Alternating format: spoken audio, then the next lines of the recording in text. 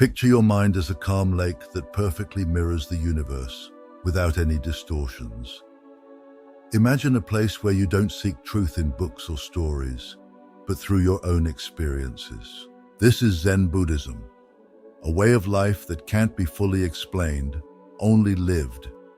Today, we'll look at the history, beliefs, and practices of Zen.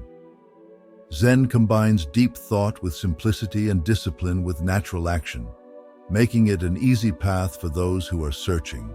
Zen Buddhism starts in India with Siddhartha Gautama, the Buddha, around the 5th century BCE. His teachings moved throughout Asia, but it was in China in the 6th century that Zen began to shape into what we recognize today. As Buddhism traveled the Silk Road, it met Taoism in China. This meeting led to the creation of Chan, which was later known as Zen in Japan. At the center of this history is Bodhidharma, the Indian monk who introduced a strong focus on silent meditation as the core of spiritual practice. Although not much is known about his life, he is seen as the 28th leader of Indian Buddhism and the founder of Chan in China, which paved the way for Zen Buddhism. According to stories, Bodhidharma left India and crossed the Himalayas into China, bringing not just Buddhist teachings but also a bold message. Awakening comes not from scriptures or rituals, but from direct experience and deep meditation. When Bodhidharma arrived in China, he went to the famous Shaolin monastery. There, he found monks who were tired and lacking motivation. To revive them, he taught both seated meditation, Zazen, and physical exercises that later influenced traditional martial arts. One of the most well-known parts of his story is his 9-year meditation facing a wall. This act represents the essence of Zen, complete focus on self-reflection and inner silence. Bodhidharma believed that truth couldn't be taught, only experienced. While Bodhidharma brought Buddhism to China, it was a young monk named Dogen Zenji who established Zen Buddhism in Japan, turning it into a unique and meaningful tradition. Dogen was born in 1200 into a noble family. He lost his parents when he was young, which made him think deeply about the fleeting nature of life. At 13, he joined a monastery, but soon felt restless with a question. If everyone has Buddha nature, why practice? Unsatisfied with the answers in Japan, Dogen decided to go to China for a better understanding. There, he met Master Rujing of the Chan tradition, who changed his perspective completely. Under Rujing's guidance, Dogen realized that practice and enlightenment are connected. This idea became the foundation of his beliefs.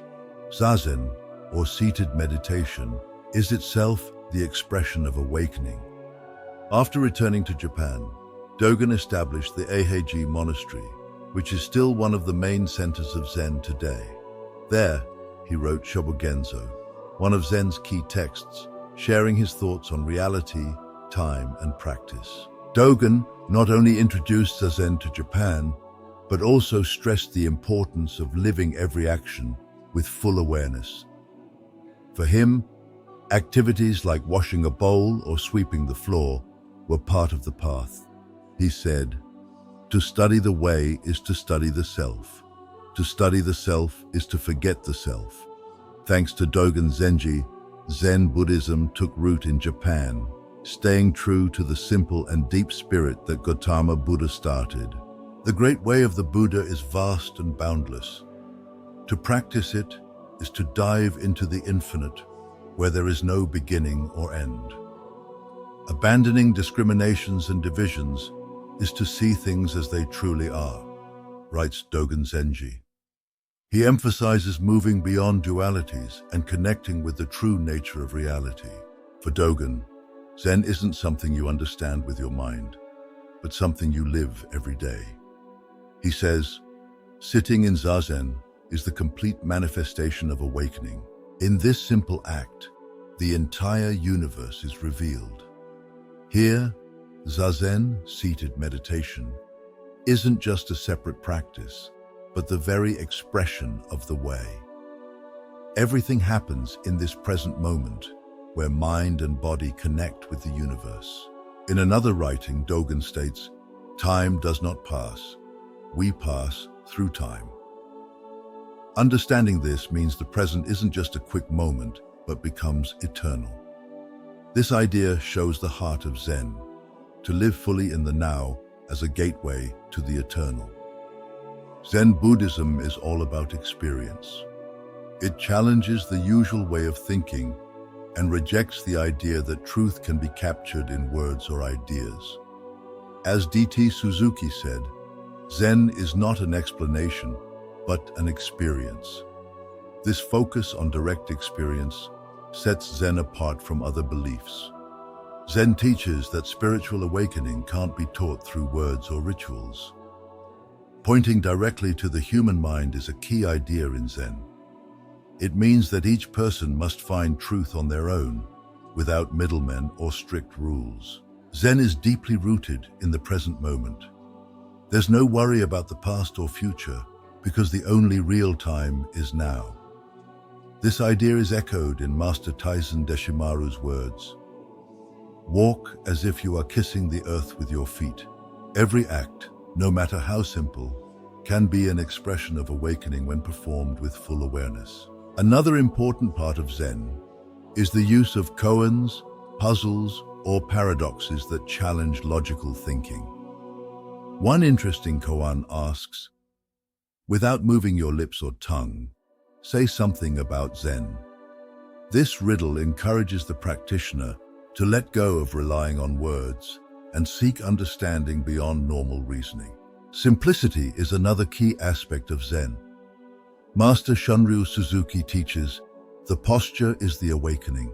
There is no need to complicate the spiritual path.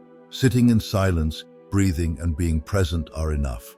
Zen sees both the extraordinary and the ordinary and appreciates the beauty in daily life. Zen also questions the idea of a fixed or separate self. In Dogen's words, "To study the way is to study the self. To study the self is to forget the self." This means letting go of the ego to connect with everything. In the end, Zen is about experiencing freedom. It's not something you understand with your mind, but something you live. An old Zen saying goes, "Before enlightenment, chop wood and carry water. After enlightenment, chop wood and carry water." Life does not change, but our perception of it is radically transformed. In Japan, Zen had a big impact on daily life, turning regular activities into spiritual practices. The tea ceremony, or shanoyu, is a great example of this blend. Every step of the ceremony, from preparing to drinking the tea, is done with mindfulness and respect, showing Zen's focus on living in the present with simplicity and harmony. This ritual isn't just about serving tea. It's a moving meditation where every gesture shows the essence of Zen. Similarly, Zen has influenced arts like calligraphy and gardening. In calligraphy, each brushstroke must be done with full awareness and spontaneity, leaving no room for mistakes.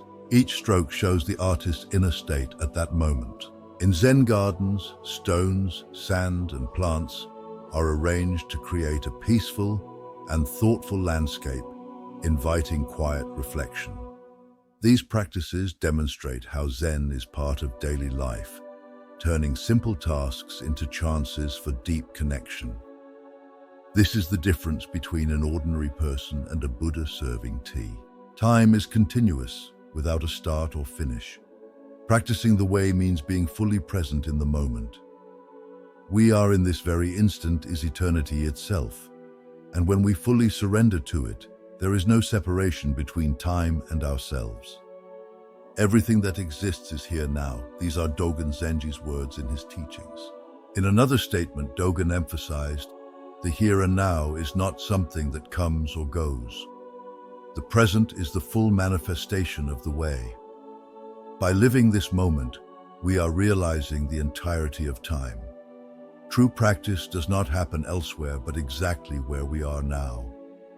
These words show that the present isn't just a quick point between past and future, but the very essence of reality. In Zen, the idea of here and now goes beyond just thinking about it. It's a living practice. Zazen, or seated meditation, is one of the most direct ways to feel this full presence. During Zazen, the practitioner doesn't get lost in thoughts about the past or future, but stays aware of the breath, the body, and being in the present moment. As a Zen saying goes, the moment you sit, the whole world sits with you. Being mindful of the present extends to everyday activities. In Zen, simple tasks like washing a bowl or sweeping the floor become chances to live in the here and now. This shows the teaching that there's no separation between spiritual practice and ordinary life. As Master Tyson said, when washing the dishes, just wash. Wash the dishes. The act itself is not as important as the quality of presence brought to it. Focusing on the present also frees the practitioner from the pain caused by holding on to the past or worrying about the future. Zen invites us to let go of these attachments and feel the freedom that comes from being fully involved in the reality of now. The now is all we have. Zen masters teach, and by understanding this, we find deep peace and clarity. The here and now is the gateway to enlightenment. There's no need to look for something far away or wait for the perfect moment. As an old koan teaches, when you walk, just walk. When you eat, just eat. This simplicity captures the depth of Zen. Living each moment fully is the realization of the way. Zazen is the main practice of Zen Buddhism, a deep meditation that guides the practitioner to directly experience reality beyond regular thoughts and distractions. The word Zazen comes from Japanese, where Za means sitting and Zen means meditation. So, Zazen is simply sitting meditation, but its meaning goes much further. It's a state of complete mindfulness, total presence in the moment where the practitioner lets go of the constant flow of thoughts and opens to an experience of simplicity and depth. Zazen isn't just a meditation technique, but a true way of life. It teaches us to go beyond the separation between self and the world, removing the boundaries between the meditator and everything around them. The practice of Zazen is a path to freedom and spiritual awakening, as it aims to achieve Satori, the direct understanding of the mind and reality.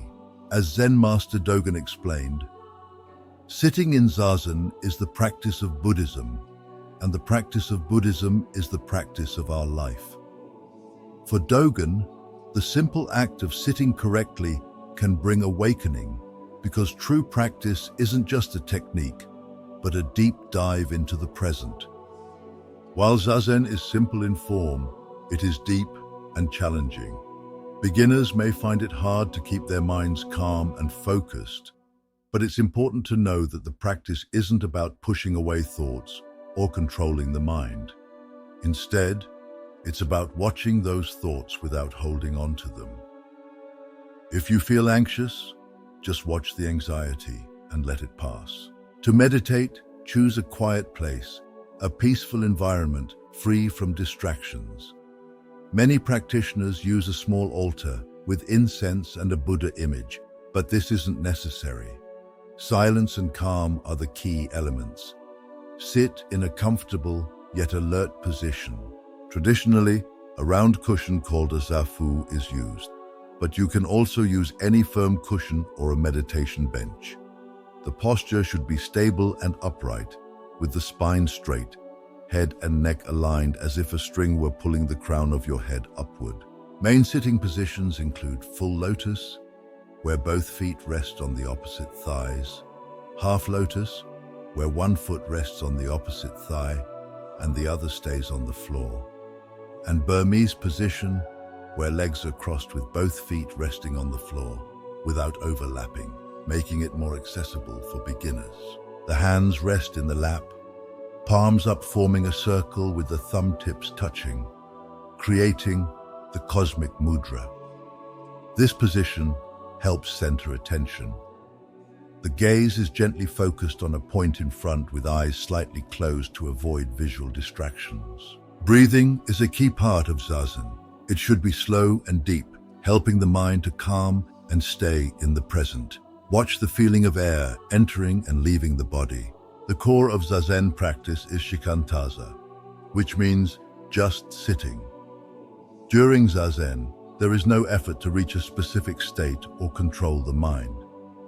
The goal is simply to be present, free from expectations or judgments. Contrary to the misunderstanding that meditation needs a mental guard to control thoughts, Zazen teaches that there is no guard. The practitioner watches thoughts without holding on to them. Thoughts come and go like clouds in the sky, while the meditator watches them with full awareness, without identifying with them. As Zen Master Hogan said, "When you feel yourself heading toward a goal, stop and let it go. There is no goal, only the here and now." Zazen can last from 20 minutes to an hour or more. Beginners are advised to start with shorter sessions and slowly increase, adding 1 minute each day. Daily practice is essential. Meditation shouldn't be seen as a separate event, but as a way of living. The goal isn't to add up meditation hours, but to build a constant state of presence and awareness in daily life. The Zen philosopher Shunryu Suzuki wrote in his famous book, Zen Mind, Beginner's Mind, "In Zazen, you should just be without clinging to the idea of achieving something."